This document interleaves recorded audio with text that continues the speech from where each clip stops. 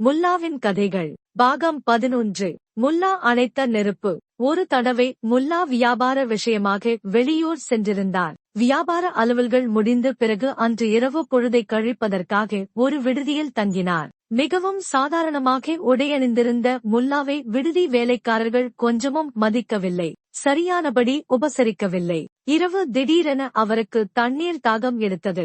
வேலைக்காரர்களை கூப்பிட்டு தமக்கு குடிக்க தண்ணீர் வேண்டும் என்று கேட்டார். வேலைக்காரர்களோ அவரை கொஞ்சமும் லட்சியம் செய்யவில்லை. கும்பலாக அமர்ந்து கதை பேசிக் கொண்டிருந்தனர். முல்லாவுக்கோ நாவறட்சி அதிகமாக இருந்தது. என்ன செய்வது என்று தெரியாமல் தவித்தார். அவருக்கு யோசனை ஒன்று தோன்றியது.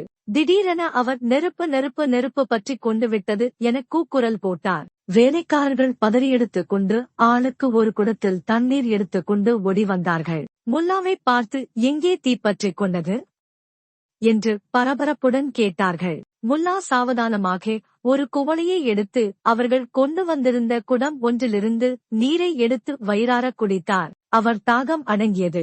நெருப்பு பற்றிக் கொண்டதாகச் சொன்னீரே, எங்கே என்று வேலைக்காரர்கள் கேட்டார்கள். நெருப்பு என் வயிற்றில்தான் பற்றிக் கொண்டு எரிந்தது. இப்போது தண்ணீர் விட்டு அணைத்து விட்டேன் என்று கூறிவிட்டு சிரித்தார் முல்லா.